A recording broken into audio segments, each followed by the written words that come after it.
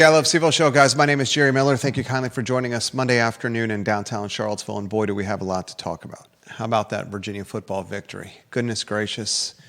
The world saw Tony Elliott in Virginia football shock and stun the Florida State Seminoles right here in Charlottesville at Scott Stadium. And that dominated the sports news cycle for a 24-hour period of time. In a news cycle, especially sports, that is very fickle with its coverage. It will offer coverage to something in the moment, and that coverage is short-lived. That was far from the case for Tony Elliott in Virginia football. For a 24-hour period of time, Tony Elliott in Virginia, the talk and toast of the country and the college football ecosystem. We'll talk about that victory, including Chandler Morris, including the embattled head coach Tony Elliott, his offensive coordinator Des Kitchings. We'll talk about Chandler overcoming 3 interceptions. We'll talk about the nail-biting fashion of the victory. We'll talk about the significance of the win historically. We will talk, ladies and gentlemen, the economic impact currently and moving forward for Virginia football and a successful product on the gridiron. We'll talk the storming of the field. 19 people injured, $50,000 fine, the $50K fine, small potatoes, peanuts for the brand exposure generated from that storm stampede. Ladies and gentlemen, the 19 people injured, that certainly is something. Some reports of one female student with 2 broken legs from that stampede. Regardless, a proud time to be a Virginia fan. Your head's held high, your chest out on this Monday afternoon, guys, with Virginia in the top 25 of one poll right now in a matchup with the Louisville Cardinal, ladies and gentlemen, set for this weekend in Louisville. A lot we're going to cover on the program. We will talk Tubby's reopening on High Street. We will talk on today's show the Cavalier Daily up in the heat on UVA with its lack of payment in lieu of taxes program, owns a boatload of real estate. Judah, you're going to put that in perspective with the Cavalier Daily article and what it owns and its significance when we get to that story. And we'll talk Bluebird Landscapes taking over the real estate, the lease for Wicked Hits on Harris Street. And ladies and gentlemen, the Salvation Army struggling to meet fundraising goals. The same Salvation Army that is a key player in this homeless epidemic that Charlottesville is experiencing. One of the few providers, one of the few purveyors, one of the few partners willing to help solve or quarantine or alleviate the homeless epidemic that's happening in Charlottesville. And right now they're struggling to meet fundraising dollars. A lot we're going to cover on the program. We want to give some love to Charlottesville Sanitary Supply. 61 years in business, John Vermillion, Andrew Vermillion, and the Vermillion family is 5 generations strong in Albemarle County. The Vermillion business, Charlottesville Sanitary Supply, is 3 generations strong. You can find it online at charlottesvillesanitarysupply.com and on High Street, their brick and mortar, where they have some of the best customer service that's out there. Pool robots, if they're broken, they have a mechanic on site that will help you repair them. Your vacuums, they're expensive. If they're broken, they will help you repair them. Anything swimming pool related, they will help keep that water healthy and clean. Anything product related for sanitary strategies or purposes, you go to Charlottesville Sanitary Supply in person or online at charlottesvillesanitarysupply.com. Keep the businesses in operation, the businesses we want to see survive another 61 years. And this honest business is certainly one of them. A lot to cover on the show. Judah Wickower, studio camera, please. And from studio camera, I will welcome you on a 2-shot. So much to unpack with the UVA storyline, my friend. A shocking victory over the Florida State Seminoles, a top 10 football team. In double overtime. In double overtime, my friend. My wife watched it from start to finish. Nail-biting capacity. A stampede that is one for the memory. A stampede that is one for maybe generational significance. A stampede that left 19 injured. The $50,000 fine, small potatoes. The second fine that comes, 100,000, small potatoes. The third fine that comes, small potatoes. The highlights that aired on ESPN, ESPN2, Game Day, Sports Center, you name it, Instagram, social media, the brand equity and that return on that exposure is significantly more than the $50,000 fine. I will not trivialize 19 people getting injured. I think Virginia certainly has to figure out a strategy, UVA, for future stampedes that may or may not happen.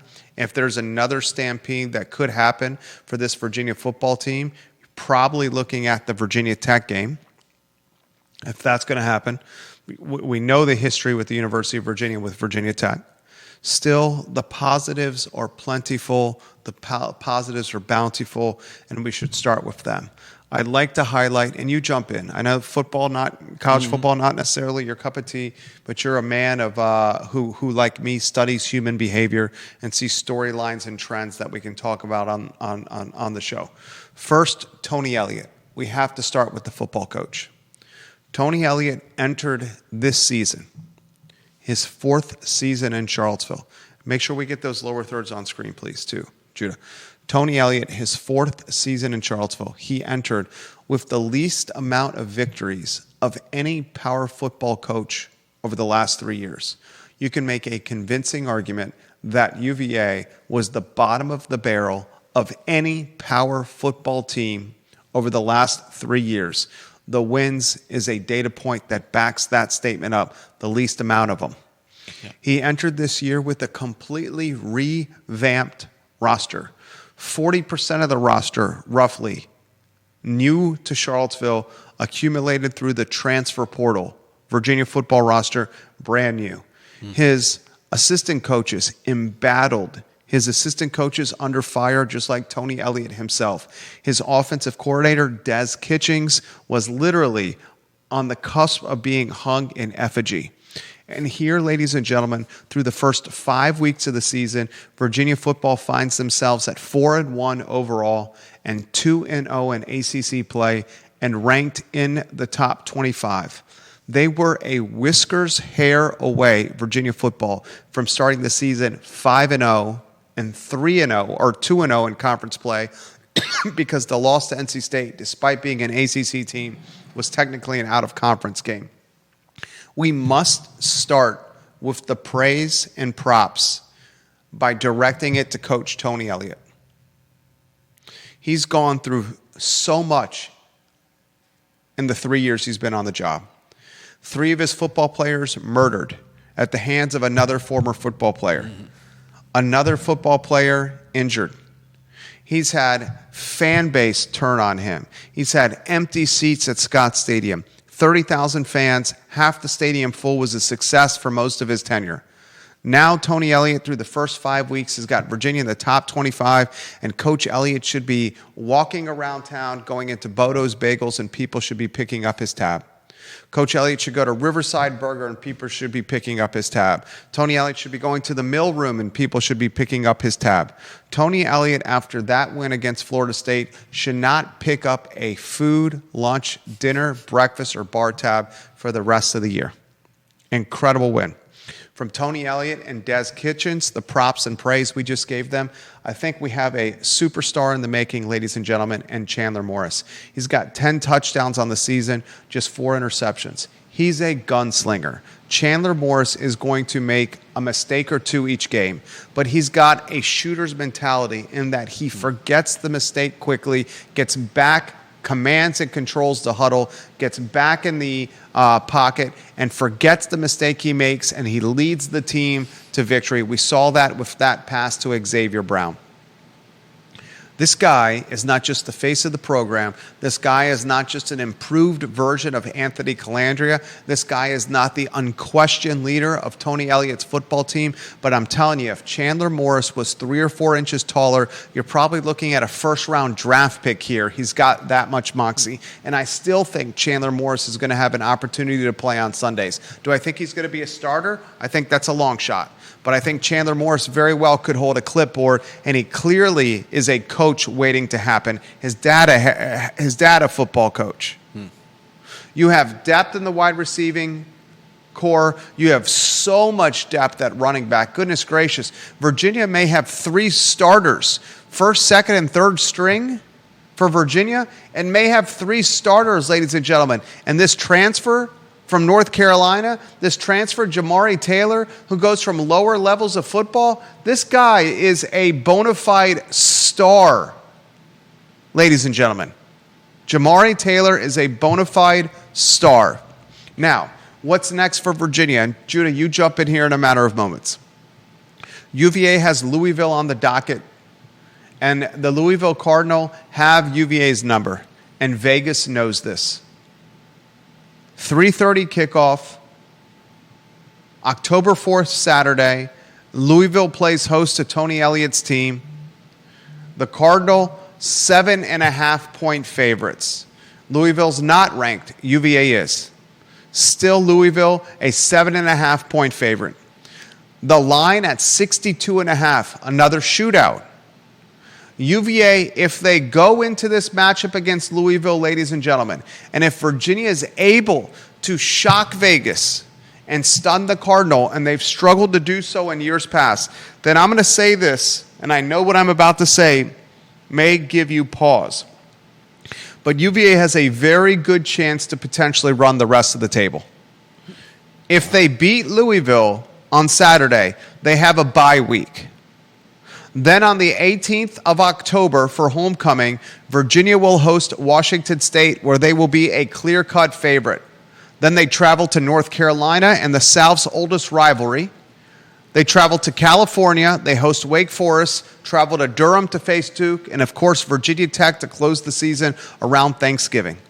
You beat Louisville, you very well could be a favorite in every game for the rest of the year and have a chance, I'm saying it's a chance, I'm not saying it's guaranteed, to run the rest of the table. And if that is done, you have a Virginia football team that's playing for an ACC championship and a berth in the college football playoffs, and Tony Elliott goes from bottom of the barrel to on top of everyone's shoulders. From pauper to penthouse. From doormat to penthouse. Tony Elliott goes from the Fleabag Motel to the Hilton. What a story. And we all appreciate a comeback story. And we should never underestimate the economic impact of this football program. One of the true storylines no one is discussing is the economic impact that Virginia football has on this community.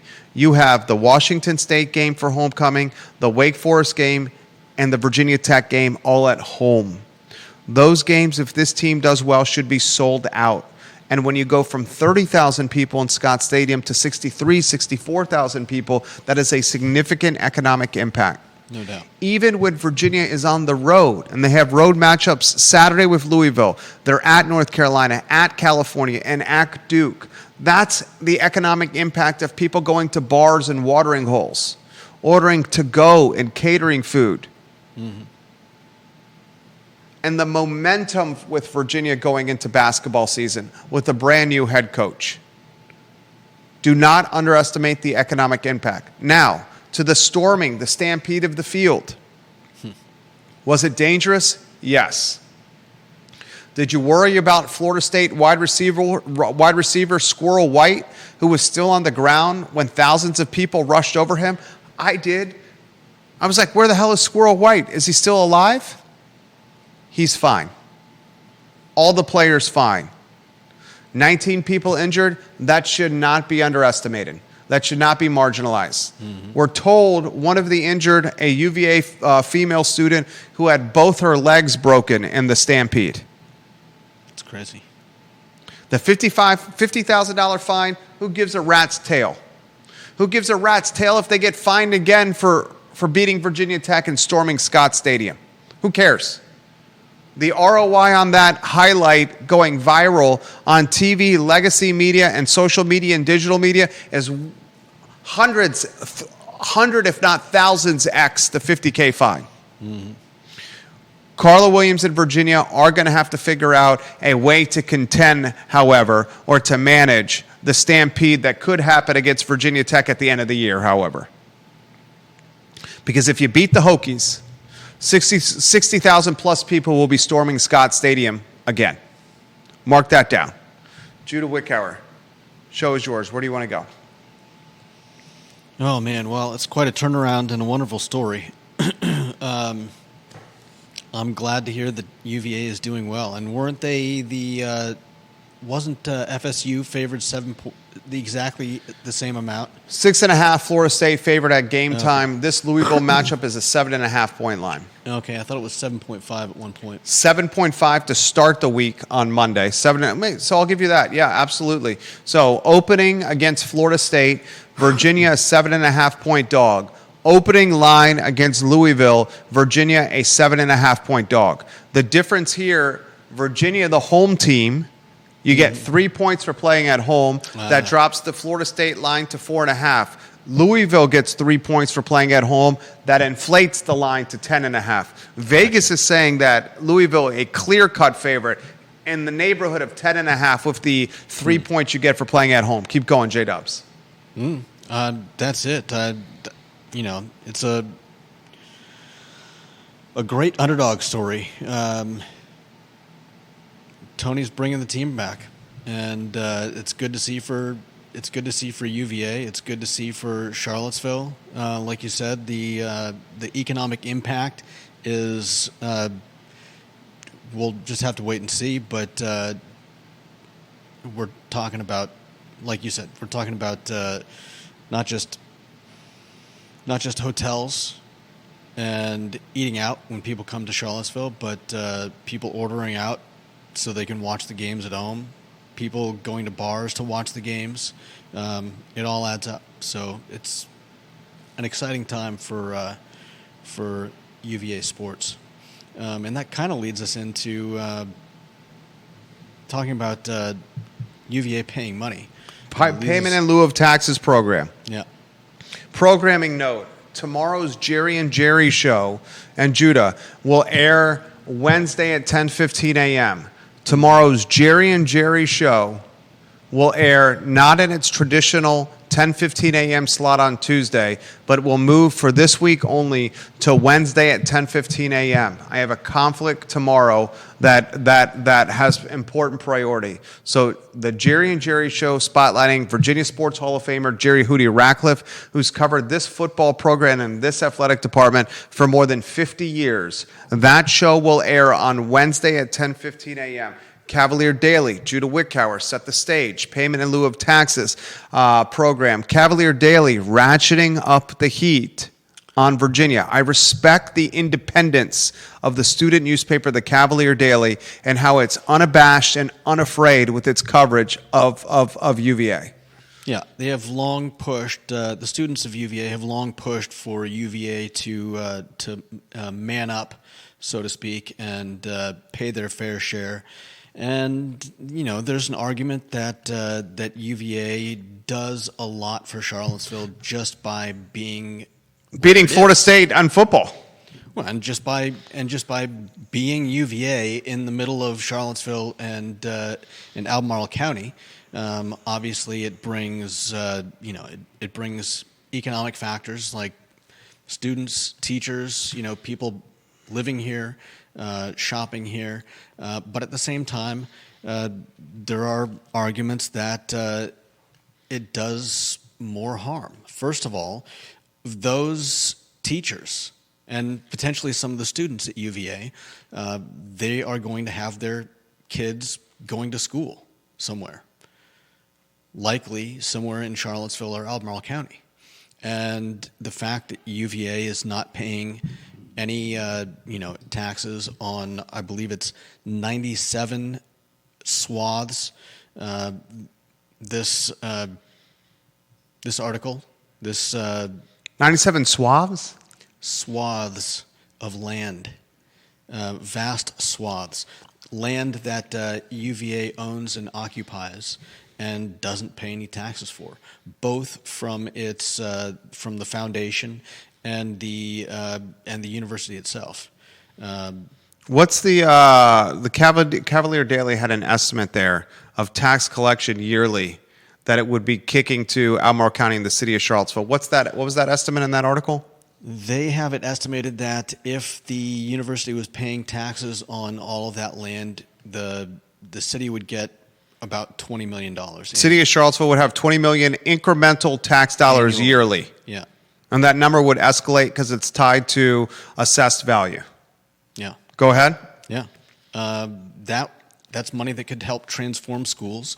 As I stated, the teachers who are living here, where else would they live, are going to be, the married teachers at least, the ones with kids, are going to be sending their kids somewhere.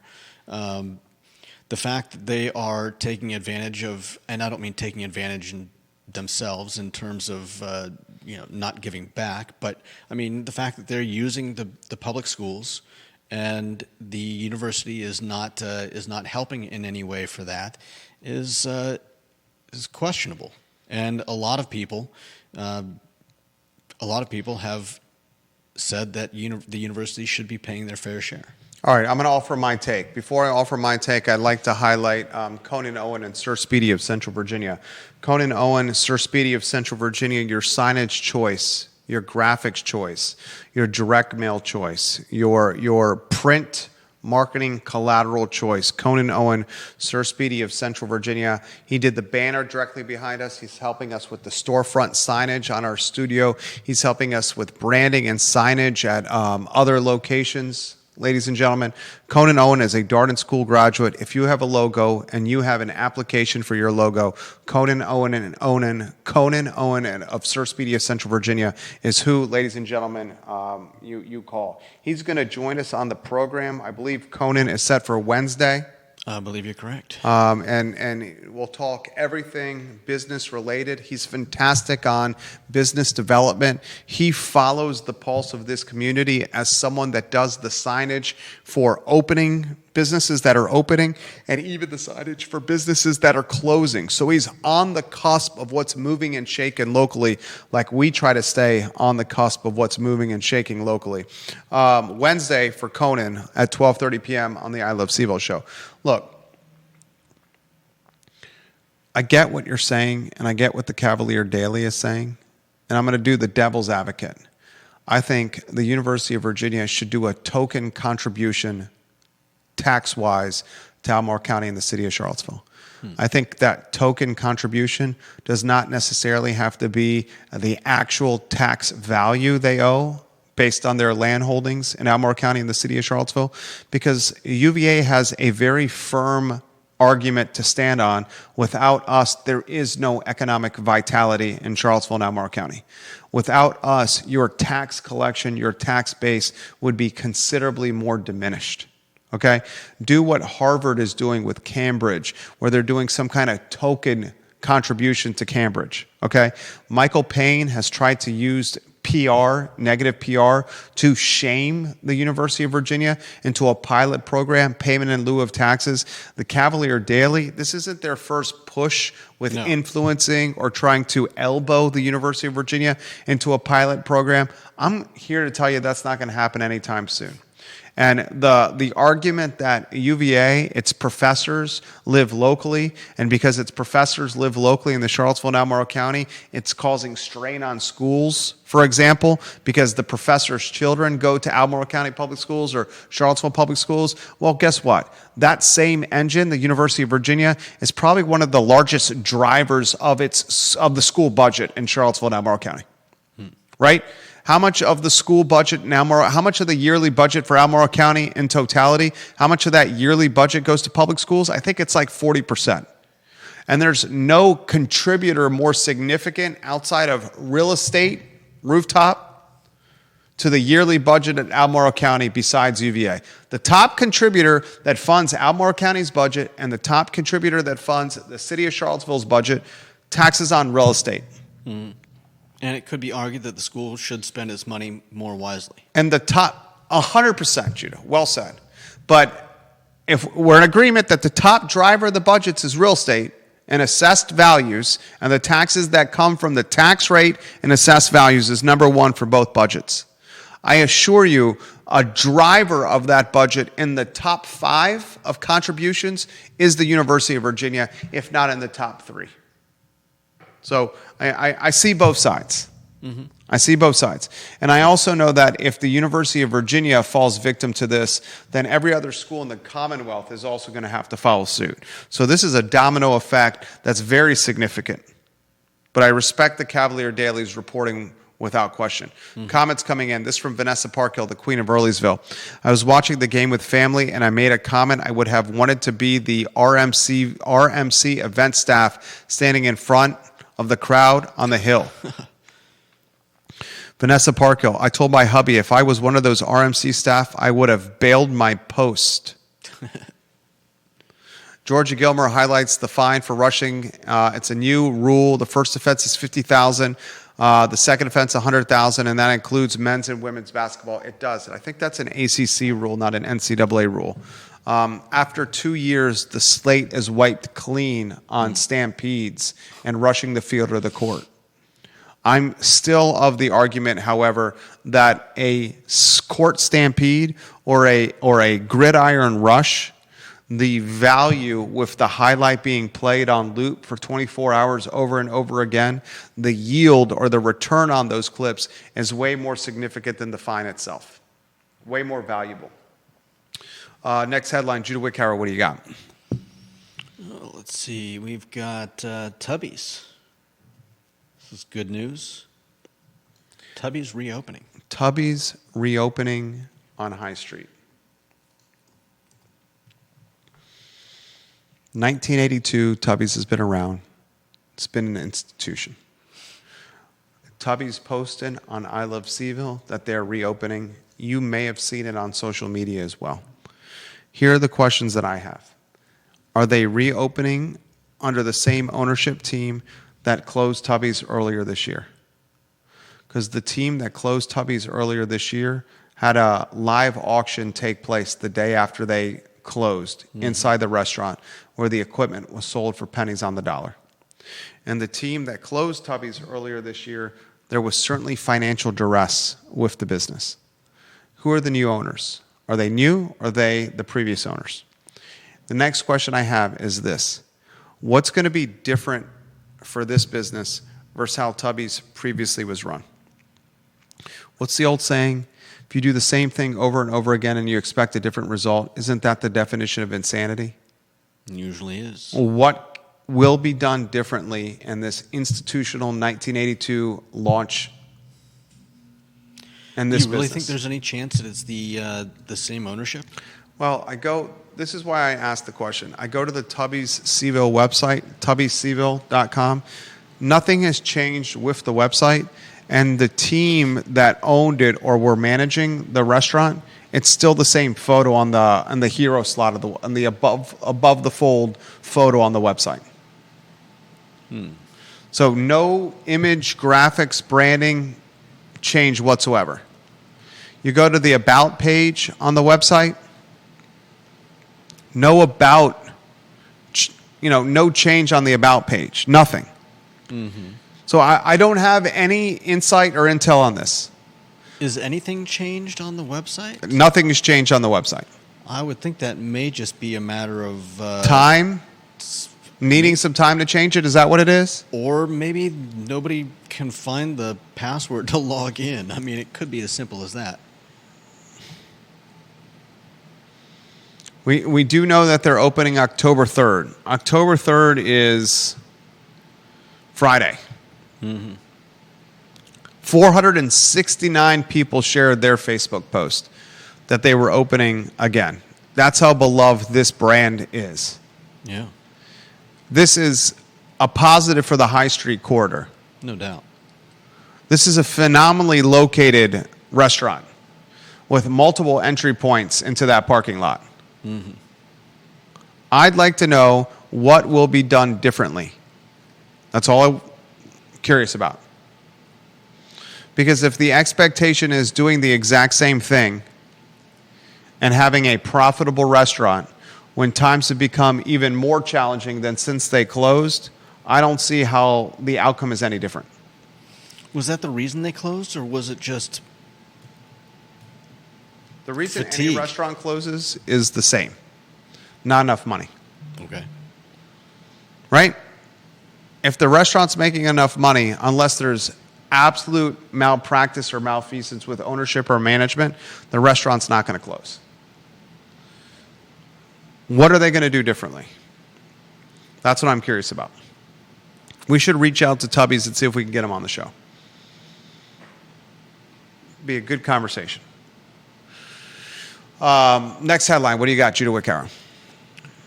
Next up, we have the Bluebird landscapes replacing Wicked Hits. This is on, let's see. Here's the headline. On Harris Street. Bluebird Landscapes is a gardening and landscape maintenance service committed to outstanding customer service that's on their website. They do weeding and edging, fine pruning, and perennial care, small-scale garden design, unique seasonal plantings. This is a gardening landscaping business. They're taking over for Wicked Hits. Wicked Hits was the place on Harris that stood out like a, pun intended, green thumb. Wicked Hits was the place you could go in there. It was almost like an underground casino. They had the slot machine games, which were the skill games. People were able to smoke the cheeb inside. There were oftentimes police calls to trouble in that parking lot. It was basically an underground casino. That got into some trouble. Police, crime, and also some running the business functionally. Now a landscape and gardening company is coming to Harris Street. I'm going to celebrate anyone that opens a business locally. Yeah. I'm going to celebrate this one even more because the previous tenant, and I'm not trying to throw shade here, not necessarily the top contributor to the Charlottesville business ecosystem. Yeah. So props to Bluebird Landscapes for opening a business on Harris Street in the old Wicked Hits location. And I'll tell you, kind of in this neighborhood, kind of in this category of business, a completely different one altogether, Oak Valley Hardscapes. They do hardscapes around houses. Let's celebrate let's celebrate them, Judah. New partner of the program, Oak Valley Custom Hardscapes. Custom hardscapes to fit any landscape and purpose. No matter how complex your hardscape installation may be, the team at Oak Valley Hardscape can deliver a beautiful custom outdoor living space for you to enjoy. Folks, they are local. A fantastic office on the downtown mall in the old Wells Fargo building. Oak Valley Custom Hardscapes, ladies and gentlemen. Online at oakvalleyh.com. Is that right, Judah? That's correct. oakvalleylh.com, right? Is it LH? Comments coming in. Next headline, what do you got? Next up, we have the Salvation Army. Yeah, they are expanding or trying to expand, which is a good thing. They're doing a fundraising campaign. And their fundraising campaign is falling short right now. It has fallen short so far. There was the Q&A at Violent Crown where it's business owners and real estate owners. A select few of us and Chief Kachis, Juan Diego Wade, and Sam Sanders at the front of Violent Crown. Sam Sanders highlights in this Q&A that Salvation Army is struggling with its fundraising goals. There's an interesting dichotomy that's happening in this community. We all want a solution for this homelessness, whether it's the low barrier shelter, whether it's the hand up, whether it's moving them from the downtown mall to a better location. Everyone in some ways, whether altruistic or whether for personal gain, wants a solution to the houseless problem. One of the key players in this homeless solution is the Salvation Army. Yeah. And they're struggling with their fundraising dollars. Yeah. So, like, where is the rubber meets the road here? Struggling to meet your donation level. And these are the people that are entrusted or expected to solve one of the partners or vendors this homeless issue. It's either sad irony, it's either double talk, maybe it's the sign of the stretched dollar for people with donations. Yeah. Still, the Salvation Army is struggling to collect dollars. Yeah. I wonder where's the push from from the housing activist community. You would think that with all of their organizing, they would be getting the word out, and this money would be covered in no time. Yeah. Why is the activism not centered around helping them fundraise? It's a great point. All right, next headline. What do you got? I think that's pretty much it.